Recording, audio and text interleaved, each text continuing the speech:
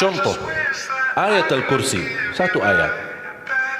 Rasulullah SAW bersabda, "Man qara'a ayat Al-Kursi dubura kulli salatin laysa bainahu wa bainal jannati illa an yamut."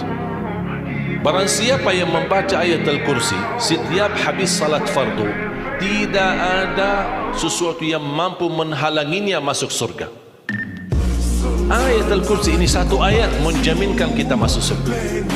Kalau satu ayat menjaminkan kita masuk surga, gimana suratul Baqarah seluruhnya?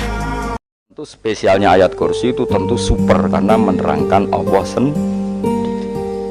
Sementara beberapa ayat menerangkan hak kita sebagai manusia, misalnya wakulu wasrobu, tentu kualitas fadhilnya beda. Tapi jangan katakan klasmen, jangan, karena kurang sopan dengan kalam wah, tapi tetap beda. Makanya Nabi ngendikan ayat 3 apa loco, Nabi turu woco, di mana-mana woco. Oh, Nabi begitu bangga dengan ayat kursi. Akhirnya kena bakul ditulis di dol. Paham wah? Ditulis di dol. Baru kayak didol ya, kayak hikmah ya, akhirnya dipasang ning ruang tamu. Akhirnya ketara iki wong Islam bera Islam, baru kayak ayat kursi. Sengaja pokoknya berpikir positif bae. Wah, berarti si doma Islam bukti nopo ono ayat kursi ini. Wa ayatul kursi man qara'aha ba'da kulli salatin kana fi dhimmatillahi ila salatul ukhra. Ayat kursi barang siapa yang membacanya setiap sehabis waktu sholat 5 waktu, setiap habis sholat dia membaca ayat kursi, maka dia dibentengi, dijaga oleh Allah hingga waktu sholat yang berikutnya. Wa man wadhab 'alaiha ba'da kulli fardhin lam yakun bainahu wa bainal jannah illa an yamut. Yang merutinkan baca ayat kursi setiap sholat 5 waktu, maka antara dia dengan surganya Allah hanyalah kematian.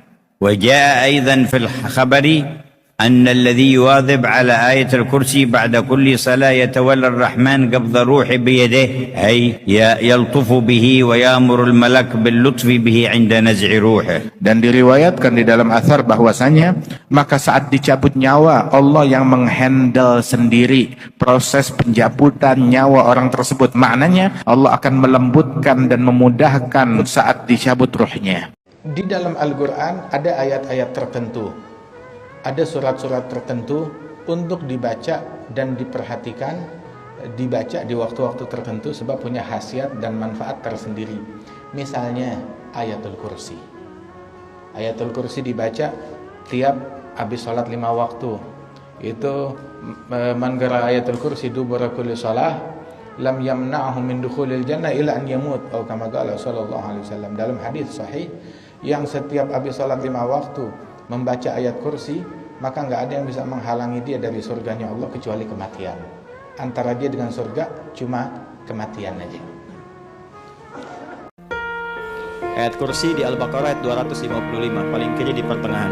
Salah satu fadilah ayat kursi itu kalau dibacakan setelah setiap selesai sholat, aqda kulli sholatin, dibacakan setelah selesai sholat, didawamkan baca ayat kursi, maka di antara fadilahnya satu, Allah akan berkenan merubah orang yang membacanya memiliki pribadi yang lebih baik dengan menghilangkan kebiasaan-kebiasaan buruknya. Gak cukup dengan amin, maksudnya dibacakan, ya, bacakan, tapi dipahamkan lewat hati dengan niat yang benar, bukan cuma asal di lisan.